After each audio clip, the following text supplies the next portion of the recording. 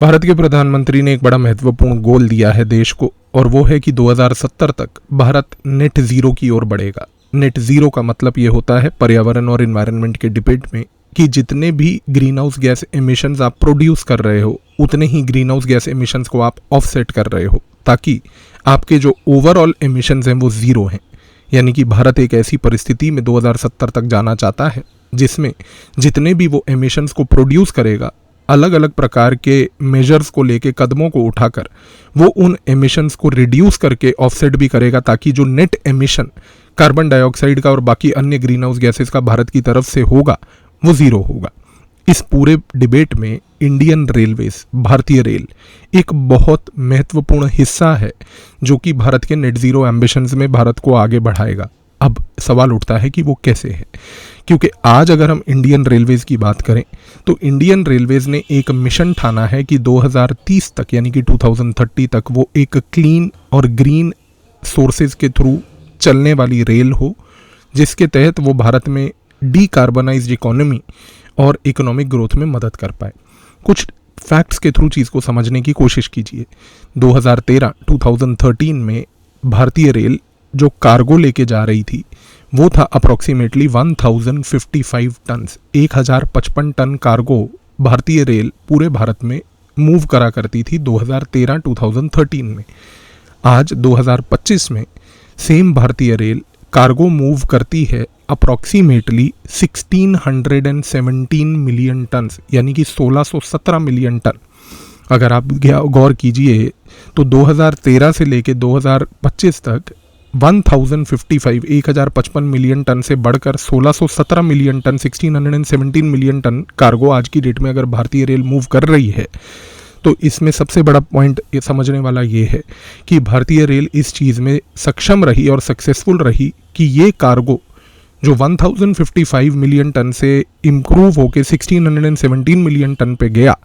ये by road नहीं बल्कि बाय रेल गया। क्योंकि अब ये कार्गो यदि अगर बाय रोड नहीं जा रहा है और बाय रेलवे जा रहा है, तो आज मिनिस्ट्री ऑफ रेलवे और मिनिस्ट्री ऑफ एनवायरनमेंट ने काफ़ी सारी स्टडीज़ करके ये एनालाइज किया कि इस शिफ्ट से और इस इंक्रीज इन कार्गो वॉल्यूम से भारत आज की डेट में 143 मिलियन टन कार्बन डाइऑक्साइड को पहली बात तो ऑफसेट कर पा रहा है। क्योंकि यदि ये कार्गो आज 1617 मिलियन टन का जो रेलवे मूव कर रही है अगर ये रोड पे होता तो कम से कम 143 million ton carbon dioxide emission हो रहा होता भारत में। और ये जो हमने 143 million ton carbon dioxide emissions बचाए हैं आज की डेट में, मिनिस्ट्री ऑफ एनवायरनमेंट की रिपोर्ट कहती है कि ये इक्विवेलेंट हैं 121 करोड़ ट्रीज, 121 करोड़ पेड़ प्लांट करने के बराबर के। तो आप इस चीज़ से अंदाज़ा लगाइए कि भारतीय रेल ने जिस प्रकार से ये ट्रांसफॉर्मेशनल शिफ्ट लिया है और ये ट्रांसफॉर्मेशनल शिफ्ट किया है, इसका कितना बड़ा कॉन्सिक्वेंस है कि आज भारतीय रेल ने इनडायरेक्टली उतना कार्बन डाइऑक्साइड एमिशन भारत में बचाया है जो कि कार्बन डाइऑक्साइड एमिशन 121 करोड़ पेड़ लगाने के बाद मिटिगेट होता। ये होती है एक विजन के तहत काम करने की स्ट्रेटजी। दूसरी चीज़,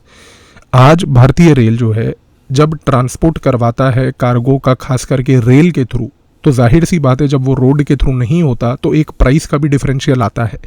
भारतीय रेल ने, मिनिस्ट्री ऑफ रेलवे ने स्टडीज़ करके बताया कि अगर आज की डेट में कोई प्लेयर बाय रोड ट्रांसपोर्ट करता है और बाय रेल ट्रांसपोर्ट करता है तो रेलवे ट्रांसपोर्ट का प्रयोग करने से दाम एग्जैक्टली आधा होता है। यानी कि एक व्यापारी, एक बिजनेस के पर्सपेक्टिव से सोच के देखिए, अगर एक बिजनेसमैन बाय रोड ट्रांसपोर्ट करता है अपने कार्गो को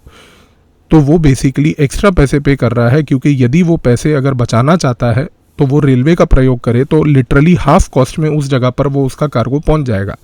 यहाँ पर थोड़ी सी इकोनॉमिक्स की नॉलेज को अपनाइए और समझिए कि अगर हाफ कॉस्ट रेलवे में बच रहा है तो इस हाफ कॉस्ट का सबसे बड़ा कॉन्सिक्वेंस क्या है। इस हाफ कॉस्ट का कॉन्सिक्वेंस ये है कि यहाँ पर बिजनेस के पास एक सरप्लस वेल्थ है और सरप्लस वेल्थ से बिजनेस अपने बिजनेसेस को और एक्सपेंड करेगा। जब बिजनेस को एक्सपेंड करेगा क्योंकि उसके पास सेविंग हो रही है, इस एक्सपेंशन से इकोनॉमी में जॉब क्रिएशन भी होगी और इस एक्सपेंशन से इकोनॉमी में जॉब क्रिएशन के साथ साथ सबसे महत्वपूर्ण तरीके से बिजनेस जब आउटपुट को बढ़ाएगा तो ओवरऑल देश का जीडीपी भी बढ़ेगा और भारत जो है एक $5 ट्रिलियन इकोनॉमी की जो ड्रीम की ओर बढ़ रहा है वो ड्रीम को भी अचीव करेगा। अब सबसे बड़ी बात यह है कि इस पूरी प्रक्रिया में अगर हम इंडियन रेलवेज़ की देखें तो यहाँ पर कुछ डेटा हमें और भी बताता है। डेटा ये बताता है कि इंडियन रेलवे में कार्गो को मूव करने से लगभग आज की डेट में आप कार्बन डाइऑक्साइड एमिशन ट्रक के मुताबिक 90% कम कर सकते हैं। यानी कि अगर आज की डेट में कोई कार्गो ट्रक से जा रहा है तो 90% एक्स्ट्रा एमिशन हो रहा है उसमें, स्पेसिफिकली कार्बन डाइऑक्साइड का, जो कि इन्वायरमेंट को हार्म कर रहा है और भारत के नेट ज़ीरो एम्बिशन को निगेट कर रहा है। और यहाँ पर यदि वो रेलवे के थ्रू जाए तो 90% सेविंग कार्बन डाइऑक्साइड की होती है। इस कॉन्टेक्स्ट में भारत की रेलवे ने, खास करके मिनिस्ट्री ऑफ रेलवेज ने स्टडीज़ करके ये बताया कि पिछले कुछ सालों में जितना रेलवे की तरफ से कार्गो को मूव किया जा रहा है उसकी वजह से लगभग पिछले 10 सालों में अप्रॉक्सीमेटली 2857 करोड़ लीटर डीजल पहली बात तो देश में बचाया गया है, क्योंकि कार्गो रेल से मूव कर रहा है, रोड से नहीं। और ये जो 2857 करोड़ लीटर डीजल बचाया गया है, इसकी अप्रॉक्सीमेट कीमत थी 2 लाख करोड़ रुपए। यानी कि आज क्योंकि भारत ऑयल को इंपोर्ट करता है और इस ऑयल के इंपोर्ट से 2 लाख करोड़ रुपए का खर्चा हो रहा था, इस खर्चे को बचाया है। इस कॉन्टेक्स्ट में एक पॉइंट समझिए कि भारतीय रेल एक बहुत इंपॉर्टेंट टूल है भारत के ऑयल इंपोर्ट्स को भी कंट्रोल करने का। कैसे? क्योंकि अगर भारतीय रेल फोकस करेगा इलेक्ट्रिफिकेशन पे और ट्रेनें उसकी इलेक्ट्रीफाइड होंगी, इलेक्ट्रिक ट्रेनें पहली बात तो फ्यूल के इंपोर्ट को काटेंगी। 2014 तक पिछले 60 सालों में अगर हम इलेक्ट्रिफिकेशन ऑफ रेलवे की बात करें तो 21,000 किलोमीटर्स केवल इलेक्ट्रीफाइड ट्रैक भारत में था। लेकिन 2014 से लेके 2025 का अगर आप डेटा देखें तो पिछले 11 साल में 47,000 किलोमीटर्स रेलवे ट्रैक इलेक्ट्रीफाई किया गया। जितनी ज़्यादा इलेक्ट्रिफिकेशन रेलवे करेगा उतना ज़्यादा इंपोर्ट बिल ऑयल का घटेगा और उतना ऑयल बिल जो बचेगा उससे भारत के व्यापारियों को और भारत की अर्थव्यवस्था और इकोनॉमी को पर से फ़ायदा होगा। और आज भारतीय रेल आने वाले समय में पैसेंजर ट्रेन्स को स्टार्ट करने जा रही है हाइड्रोजन के थ्रू, और भारत में पहली सबसे बड़ी hydrogen fuelled train passenger level पर चलने वाली है कुछ समय में।